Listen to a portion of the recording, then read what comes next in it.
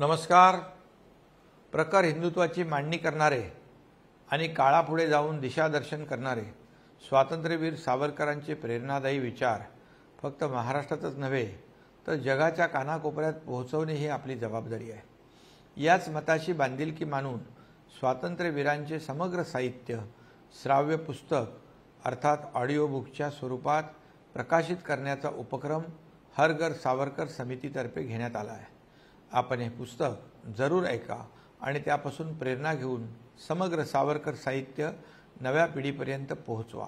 वीर सावरकरांचे देशप्रेम, हिंदुत्ववादी विचार, साहित्यिक प्रतिभा, वैज्ञानिक दृष्टिकोन, देशासाठी केलेलं त्याग आणि साहस यांचे दर्शन आपल्याला त्यातून घडेल. आपला देश बलवान आणि समृद्ध घडवण्यासाठी या विचारांच्या बळावर आपण कटिबद्ध राहू याची खात्री मला वाटते. आपल्या सर्वांना माझ्या खूप खूप शुभेच्छा. हिंदुत्व, हिंदुत्वाची मूलभूत तत्वे. नावात काय आहे? नावामध्ये काय आहे? नाव म्हणजे काही हात नव्हे, बाहू नव्हे, मुख नव्हे किंवा शरीरातील कोणताही दुसरा एखादा भाग नव्हे. असं म्हणून व्हेरोनाच्या सुकुमार कुमारिकेनं आपल्या प्रियकराला नाव बदलण्याबद्दल अत्यंत प्रेमाची गळ घातली होती.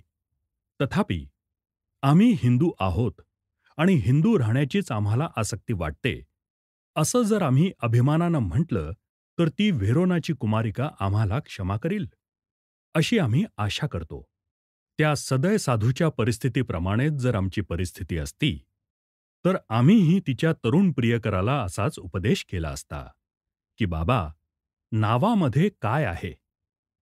ज्या पुष्पाला आपण गुलाब म्हणतो त्याच पुष्पाला उद्या दुसरं कोणतंही जरी नाव ठेवलं तरी त्याला मोहक वास तसाच येणार.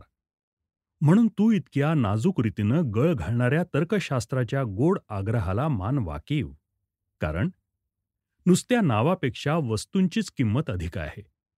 विशेषतः जेव्हा दोन वस्तूंपैकी एकच पसंत करावयाची आहे किंवा त्या दोहोंमधील संबंध नवीन अथवा साधा आहे, तेव्हा तर वरील विधान अधिकच यथार्थ आहे. शब्दांच्या ध्वनीमध्ये आणि त्यांच्या अर्थामध्ये अभेद्य असा संबंध असतो हे म्हणणं एकाच वस्तूला अनेक भाषांमध्ये अनेक नावं असतात या एकाच गोष्टीनं निरर्थक ठरतं. तरीही पण वस्तूच्या नावाचा आणि प्रत्यक्ष वस्तूंचा संबंध जसजसा अधिकाधिक चिरस्थायी होईल तसतशी त्या दोन कल्पनांचा बोध करून देणारी ही साखळी सहज रीतीनं विचारांचा प्रवाह एकापासून दुसरीकडे नेऊ शकते आणि शेवटी त्या दोहींना निराळे करणे अशक्य होऊन जाते. त्यातही जेव्हा त्या वस्तूंशी दुय्यम प्रतीचे कित्येक विचार किंवा विकार गूढ रीतीने संबंध झालेले असतात, त्यावेळी तर प्रत्यक्ष वस्तू इतकेच तिच्या नावाचे महत्त्व असते. नावामध्ये काय आहे असा प्रश्न कळवळून विचारणाऱ्या त्या सुकुमार कुमारिकेला तरी तिच्या पूजेच्या दैवताला रोमिओऐवजी पारिस म्हटले असते तर ते आवडले असते काय?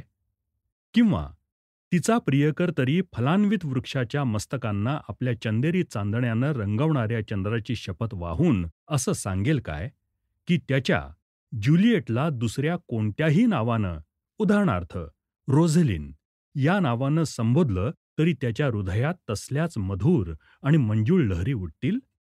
असे काही शब्द आहेत की ते एखाद्या अत्यंत दुर्गम कल्पनेला किंवा ध्येयाला सुगम करतात. त्याचप्रमाणे एखाद वेळी एखाद्या अमर्याद नि केवळ मनोगम्य अशा सर्वसामान्य तत्वाला की जे एखाद्या स्वतंत्र जीवाजाताप्रमाणे स्वतः सिद्ध राहते आणि विस्तार पावते, हे नाव सहजगम्य बनवते. अशी नावे एखाद्या व्यक्तीचे हातपाय किंवा इतर कोणताही अवयव होऊ शकत नाहीत. त्याचे कारणच हे की ती नावे मनुष्याचा केवळ आत्माच असतात. ही नावे प्रत्यक्ष कल्पनाच होऊन बसतात नि मनुष्यांच्या पिढ्यांपेक्षाही अधिक जगतात. जिजस अस्तंगत झाला, परंतु ख्रिस्त मात्र रोमन बादशाह नि त्याचे रोमन साम्राज्य गेले तरी अमर राहिला.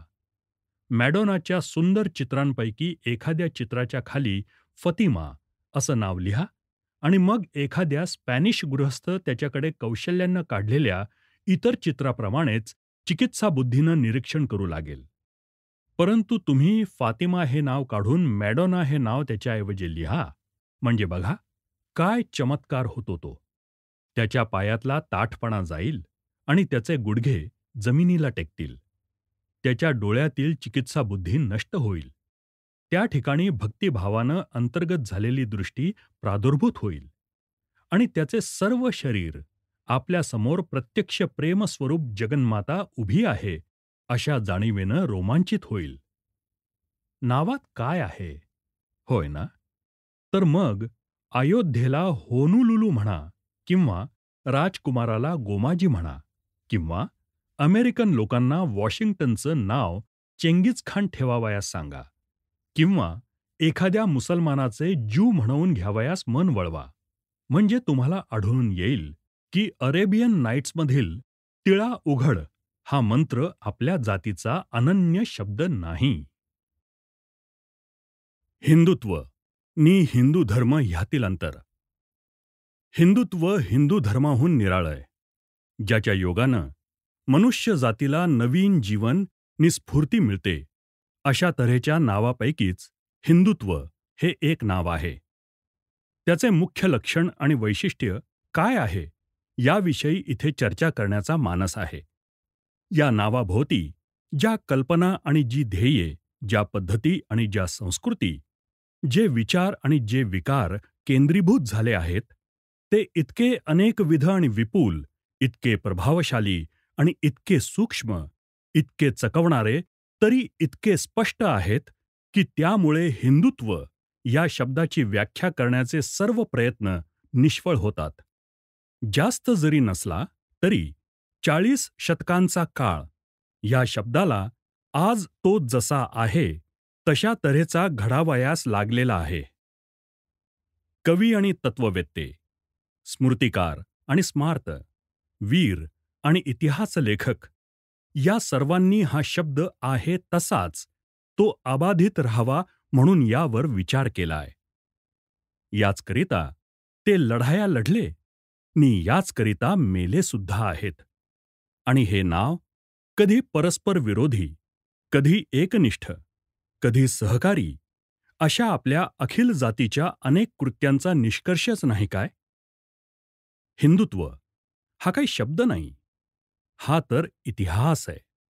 आणि हा इतिहासही काही वेळेला काही लोक हिंदुत्व या शब्दाचा हिंदू धर्म या सापेक्ष नावाशी घोटाळा करून केवळ धार्मिक किंवा आत्मिक इतिहास समजतात, तसा नाही. तर हा इतिहास सर्वांगीण आहे. हिंदू धर्म हा शब्द फक्त हिंदुत्व यापासून उत्पन्न झालेला अंशात्मक नि एक देश दाखवणारा शब्द आहे. हिंदुत्व या शब्दाचा अर्थ स्पष्ट केल्या वाचून हिंदू धर्म याचा अर्थ अबोध्य नि अनिश्चित राहतो. या दोन शब्दांमधील अंतर न समजल्यामुळे या आपल्या हिंदू संस्कृतीचा अमूल्य ठेवा ज्यांच्या मालकीचा आहे, अशा सजातीय निरनिराळ्या जातीजातीमध्ये पुष्कळ गैरसमज नि परस्पर अविश्वास उत्पन्न झालेला आहे. या दोन शब्दांमधील अर्थामध्ये तत्वतः काय फरक आहे, हे जसजसे आमचे विवेचन विस्तृत होईल तसतसे अधिक स्पष्ट होईल. आता इथे फक्त इतके सांगितले म्हणजे पुरे की हिंदुत्व याचा अर्थ काही हिंदू धर्म या शब्दार्थांशी पुष्कळ लोक समजतात तसा समान नाही.